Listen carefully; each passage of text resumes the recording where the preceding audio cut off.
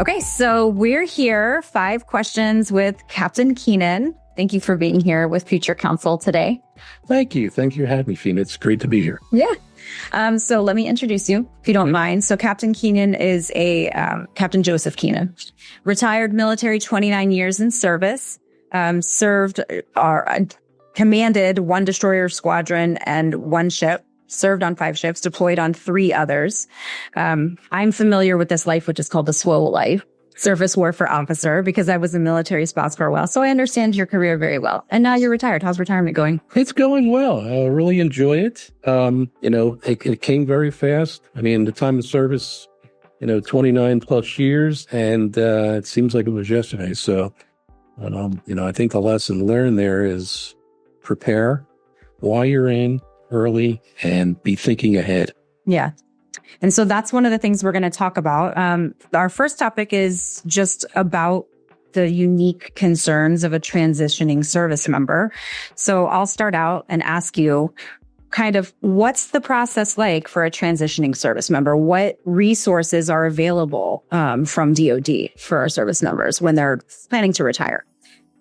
So, it's a big decision for a service member when they're going to go ahead and either transition out because, they want to do something different, or even after a career and they're formally retiring from the service, or transitioning, as we like to say, because, most retirees are, in their early 40s when they get out. So they're really not retired. They're transitioning. They still have a whole second career ahead of them. And I think that's valuable for folks in the military, active duty, to realize is that your military career isn't the end of the road, not by any stretch. There is a whole second career out there, and you ought to be thinking about it and planning for it while you're in the service, just to make your transition that much easier. And there are resources available. Now, of course, as you're closing in on your retirement date, or your transition date, there's the formal transition assistance program that the DoD has for all the services, affectionately known as TAP. And that is a relatively short 3-day or so course that you have to carve out some time to go and take care of. And it's given by the services. They contract out to instructors who come in and give you the course. And it hits the high points of everything you need to understand and be thinking about to have a successful transition. So it's like a seminar. It is a seminar in a classroom setting. There'll be an instructor. They'll go through slide brief after slide brief after slide brief. Kind of anonymous, but there's a lot of good information in there that you really have to pay attention to. However, it doesn't really give you everything you need. And that short, basically fire hose effect period where you're taking in a lot of information. You've got to go back and look over your notes later and do your own self-study and do your own research. And, that helps get you there. That's like my meetings. Yeah. It just really generates to-do lists. And then you have to go take action on the to-do list that you generated. The other valuable source, number 2, I would go to is the Veterans Affairs website. There is a lot of information, deep information on the VA website. Everything from benefits to other resources to links to resources that you should dig into. And also the Department of Defense website, particularly their DFAS, the Defense Finance and Accounting Service websites, has a lot of information sheets about the financial aspects of retirement, about retired pay, about survivor benefit pay, about what happens if your life situation changes, if you take on dependents or you lose dependents through various mechanisms, whether it be divorce or death.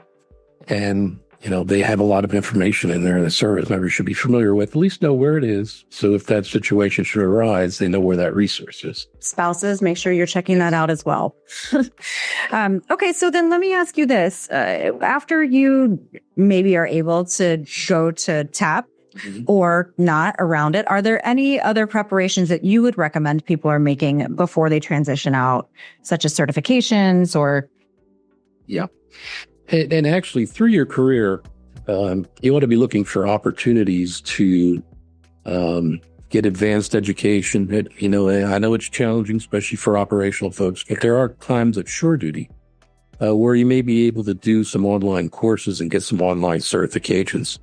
The project management professional certification is one that comes to mind, that you could really do over several weeks. You could even do it over the summer. If you're, shore-based or at a time where the op tempo is a little bit lower, you can do it in the evenings and study. And it's just a matter of taking the test and you get your certification. And that's very valuable when you transition out. If you decide to go into project management or program management, which a lot of veterans do, you've already got that in your hip pocket because many contracts require that those folks that are working on the contract had that certification. That was going to be my question. Our employers, it's like a leg up with your employers, your defense contract. Sure is. So, all right. So that's really good to think about. What can you say, what perspective can you give our transitioning service members about any disability claims that they may have and kind of how to handle that during the transition or pre-transition process? Yeah, that's another one. And that's a big one. And one that I think many service members often overlook, or at least they put it off to the end because they're motivated to get the job done, to do the mission. Nagging injuries, whether it be a sprain or arthritic pain or whatever, they often tend to, I'll take care of that later. I've got a job to do. And then they really never get it taken care of. But I think my advice would be you're even early in your career, even when you're in your 20s and into your 30s, make sure all of that stuff is documented in your medical record, in your official record, that you understand what that write-up is and that you know where it is, because the day will come when you transition out and you go to the VA to submit your disability claim. They're going to ask for all of that. They're going to ask for all of your medical records. You're going to want to know where they are. They're going to detail on what the effect was or is on you and your physical well-being. And then they're going to examine, and they're going to send it to a VA examiner who's going to verify that what you said is actual. And then they're going to use all of that to determine your disability rating, which you will carry with you throughout your post-military career. And your disability compensation will be based on that. And can the average person navigate that process by themselves? They can. It's not a challenging process, and the Veterans Administration will reach out to you, and we'll tell you where you need to go to get your evaluations done.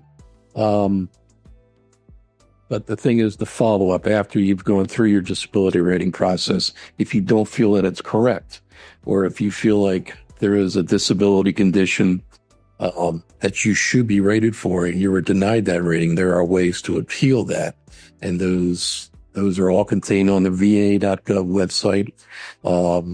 There's plenty of other resources on the internet. You can look up for how to do it from veterans advocacy groups, to include the American Legion, and other service organizations that help veterans through that process. Do we have anything at the VA, like an ombudsman or what am I trying to say? Similar role of someone who helps you through the appeal process? Not as an advocate, but more as a assigned person. You won't get a formally assigned person, but there are advocates at the VA you could reach out to. But keep in mind they work for the VA, and if the VA denies you a claim, I wouldn't expect that the VA's advocate is necessarily going to be 100% on your side. They give you the regs, sometimes but they don't tell you how to win. Yeah, I think sometimes you have to look out for yourself. And that's where the veteran service organizations like the VFW and the American Legion, and there's a whole host of other ones out there that can help you out.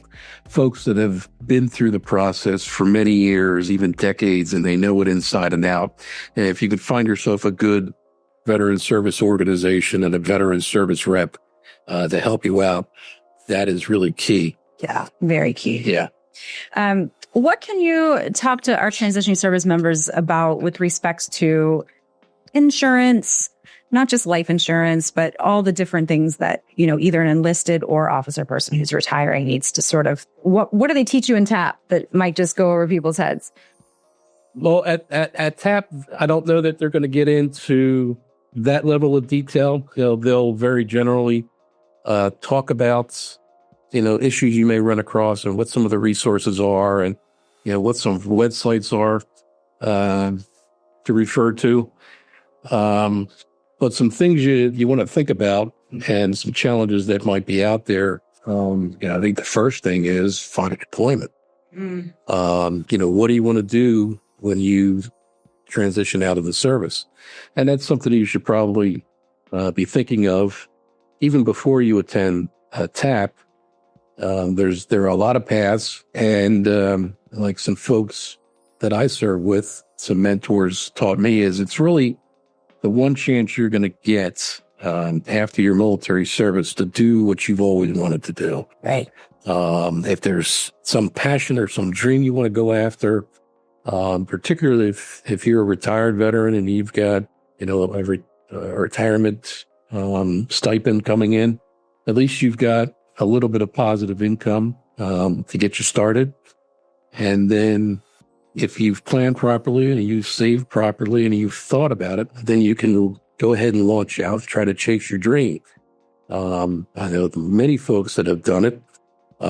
Start their own business. They've got their own hobby that they've turned into a business. Start up online consulting or brick and mortar consulting businesses. Maybe they go back and get their PhD or some other specialized degree. Go off and become a doctor or a lawyer or a real estate agent. I don't know any that have gone out into the real estate world and done very successful, actually, because it's such a niche market. Yeah, and for retiring military, there's certain certifications you'll have to get, which aren't that hard for retired military. Most military know various geographic areas because they've been bounced around the United States for, some key markets like Washington, D.C., the metro area, the San Diego area, or the Jacksonville, Tampa Bay area in Florida, or a number of other hot real estate markets. And they know the area very well. They can fit right in and be very successful in real estate. So let me close up this area of our discussion and ask you, what is, in your observation as a captain, and now your personal experience transitioning out, what would you say is the number one or maybe number one and two most stressful things for that transition? Well, I think the number one most stressful thing is making sure that you know what your follow-on source of employment is going to be. If you decide to do that, I mean, if you're financially well off enough and you've invested in the right stocks back in the 90s and 2000s, and you picked Microsoft and you picked Apple and you picked all the great stocks, you're well off. It's all crypto. Maybe you don't have to worry now. and then maybe you don't have to worry about that, and you could just go fishing. Yeah. But most people want to go ahead and do something on the outside, have some kind of an employment or a purpose to keep them going and keep them lively, if nothing else. Mm-hmm. So I think that's number one, is to think about that. And then the second part, I think, is to make sure that your family and your dependents are taken care of should something happen to you. And this kind of gets into estate planning, wills, and everything associated with that. And that's another thing I think many military put off, because you're so tied up with the mission. You're so tied up with taking care of business, being on deployment. You may not really think deeply about the estate planning. Now, typically back in the day, we would go to the Navy Legal Service Office on base and talk to the local JAGs there, the Judge Advocate Generals, great lawyers doing a hard job for the military. And they're pretty stressed too. They're pretty busy. But basically they give you a fill out form for a will. You fill it out, turn it back in, and they'll generate a pretty generic will for you. And that may be okay for some folks, particularly early in their career when they're young and they may not have a lot of assets. They may not have dependents yet.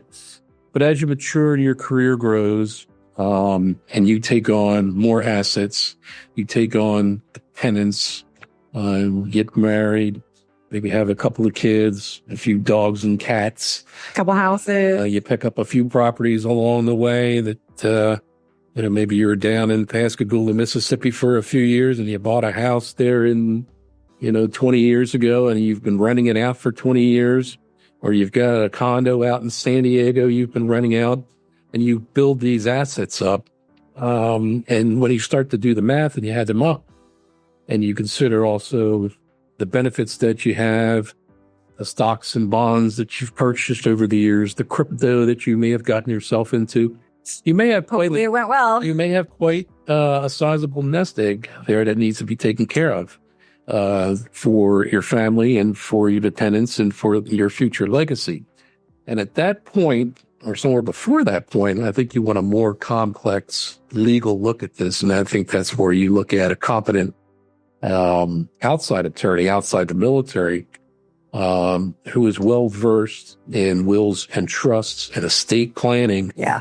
And particularly you want to try to find one that has either a military background or a former spouse that is familiar with the military lifestyle and the ins and outs of the military lifestyle, and knows something about the law as it pertains to the military. So I love that. And thank you, because I think that's really important as an estate planning attorney. I remember doing our wills when I was a military spouse, and we just went to the JAG. We filled out the intake. We had a nice meeting with the JAG, and we got wills. I've looked at it. I remember I must have been in 04 when I did it. And I looked at this. I go, it was a packet. This is crap. Unit. I didn't do it. I remember. And I should have. I didn't. But it was, I guess the most effective was that there's powers of attorney in there. There's guardianship provisions if you have a child, those types of important things. So at least you're getting something. Here's another thing I think of that I've been thinking of is you got to put down somewhere what all the websites are that you use, your banking websites, your investment websites, the VAN, what's your passwords? Yes. Because someone, whether it's your spouse or whatever, has got to have access to that to get in there, or it's going to make things really. It makes it so hard. It's the one thing that people don't think about until too late. So we've gone over the legal resources that are available in the military. I mean, actually, can you talk about that? There's JAG. What about command legal or outside organizations if you're still enlisted or serving as an officer? Yeah, I think we can talk, about the limitations of command legal. We can talk about the Judge Advocate General and the Navy Legal Service Office on base. Now, outside of that, then you're really looking off base. Yeah. So I think there's the basics are there, and they could probably point you in the right direction. But at some point, you need to realize that you're going to probably have to go out of tiles for the more complex stuff. Yeah. And there is a program called Wills for Heroes where lawyers like myself or other lawyers will go and give free legal services as part of our pro bono efforts. And maybe you do one of those a year, maybe you do 2 or 3. But I'd say that if you have a more complex estate plan, then that's good to speak to a lawyer about.